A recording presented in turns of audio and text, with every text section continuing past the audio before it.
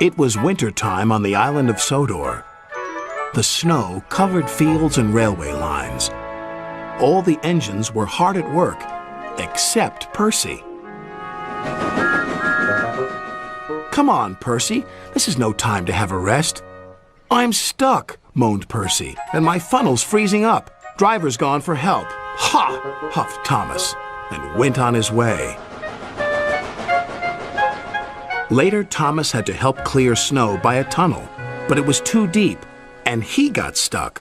Thomas was very cross. "Snow is nothing but trouble," he moaned. Rusty was close by. "Driver says this winter is as bad as the worst winter of all." "How worst?" asked Thomas. "I'll tell you," replied Rusty, and then the little engine did.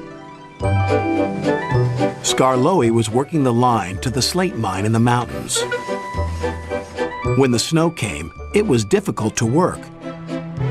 They used the snow as a double buffer zone to help stop cars skidding through the ravine. One day, Skarloey set off to the mines with some empty cars. Meanwhile, there was trouble at the mine. The winch that hauls the cars up and down wasn't working properly.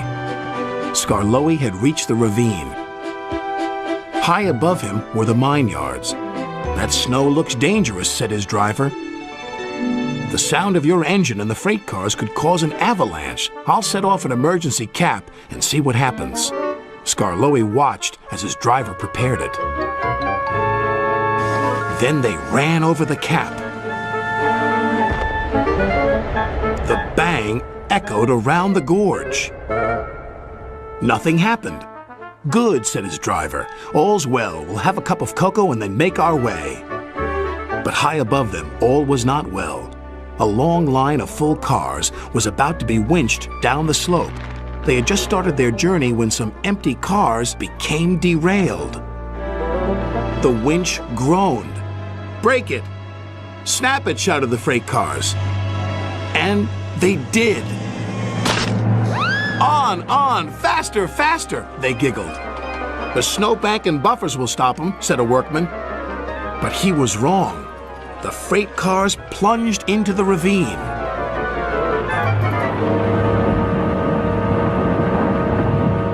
Skarloey and his driver heard the noise and looked up. "Avalanche!" they cried.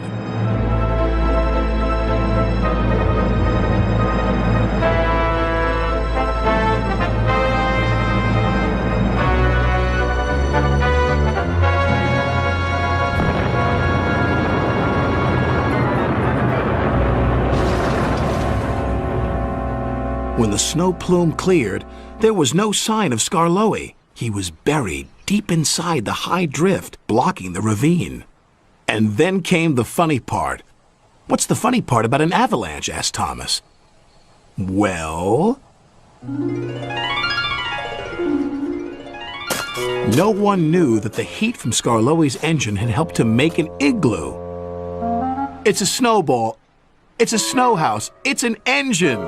They cleared away the ice, only to find Skarloey's driver and fireman drinking cocoa as if nothing had happened. "Lucky for him, but it just goes to show you can't trust freight cars," said Thomas. "Or snow," said Rusty. The men had just cleared the snow away from him when Gordon puffed by with his machine. "Hey, look out! There's snow about!" He stopped by the tunnel and wheezed loudly. Then it happened.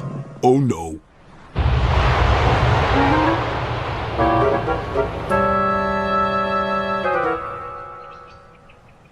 "Help!" cried Gordon. "If Skarloey survived a snowfall, surely a big proud engine like you can do the same," chuckled Thomas.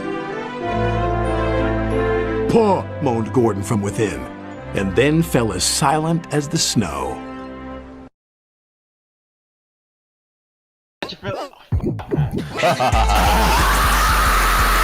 Nice stutter, loser! Look at me! Bow down! That's it! I was gonna let that slide! Do like a potato brain, pickle munch, a swamp ass, having deviously handicapped off-brand Digimon character. Do like a Five Nights at Freddy's animatronic zooted on Ooh, yeah! But shut your dumb ass, but the real reason the dinosaurs went extinct is because they was afraid they would evolve into your goofy looking